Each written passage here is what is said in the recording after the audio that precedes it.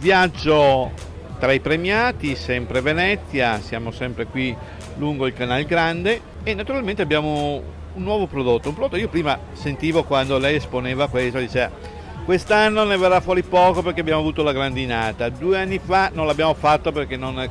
Dico, questa è veramente per pochi. Sì, è veramente per pochi, ma... Certo, parliamo di cosa? Torchiato di Fregona, Pieradolza, un passito dell'Alta Trevigiana nei comuni di Vittorio Veneto, vicino a Vittorio Veneto, tra Fregona, Sarmede e Cappella Maggiore.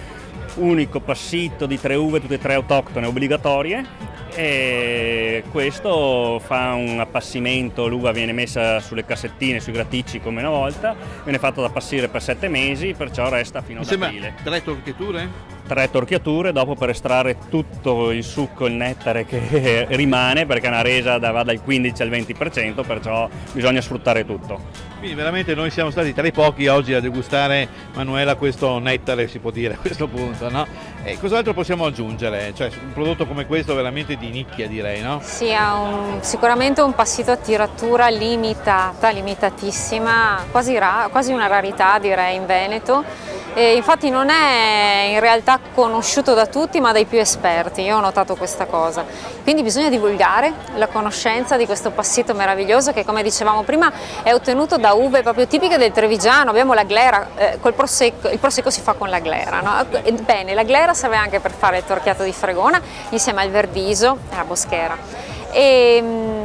Qua con noi abbiamo il degustatore che si è occupato oggi di condurre la degustazione di questo vino, che è Paolo Cavasin, è il referente per la delegazione di Belluno per la guida, ma non a caso, perché in fondo il territorio di Belluno è confinante con questa denominazione, perché ci troviamo nei colli di Conegliano, ma in un punto specifico dei colli di Conegliano. Ci troviamo nei pressi appunto del Cansiglio, che non a caso una volta tra l'altro era anche chiamato Bosco dell'Alpago, quindi voglio dire eravamo proprio Area bellunese tipica, insomma. Esatto, quindi siccome siamo proprio vicini di casa mi hanno affidato il compito di essere ambasciatore di questo prodotto. Ti hanno affidato un bel compito.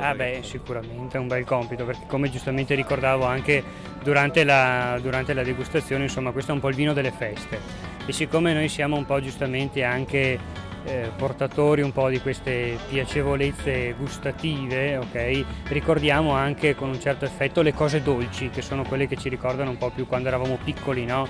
Le caramelle piuttosto che i bonbon e quant'altro. In questo caso un vino dolce come quello del Torchiato immediatamente lo associamo, come abbiamo fatto prima, appunto anche ai dolci delle feste, no? Ai panettoni piuttosto che al pandoro o alle altre occasioni di gioia e di piacere, perché ovviamente i passiti sono vini che si ricollegano un po' a questa piacevolissima esperienza gustativa che è il dolce, che è lo zucchero, e in questo caso sostenuta anche da una piacevolissima freschezza che ci fa un po' presagire che l'annata 2013 che abbiamo degustato, sicuramente se ne conserviamo qualche bottiglia fra qualche anno ci regalerà qualche emozione in più. Bene, quindi con questo dolce siamo in tema di feste, quindi tra poco apriremo i nostri panettoni, i nostri pandoro, anzi continuate a seguirci perché avremo delle novità proprio su questo tema dei panettoni e dei pandoro, e naturalmente vediamo di accaparrarci una delle poche bottiglie di Torchiato di Fregona. Andate a scoprire dove ci sono, e soprattutto un Torchiato di Fregona in qualche modo di un'azienda che è stata premiata. È stata premiata, ma anche un'azienda che è un'unione di 7 piccole aziende, di 7 soci, sono messi assieme appunto per mantenere in vita questo prodotto che andava scomparendo e per riuscire a divulgarlo e a farlo conoscere ancora di più nel territorio. Benissimo, quindi mi raccomando, andate a scoprire il Torchiato di Fregona.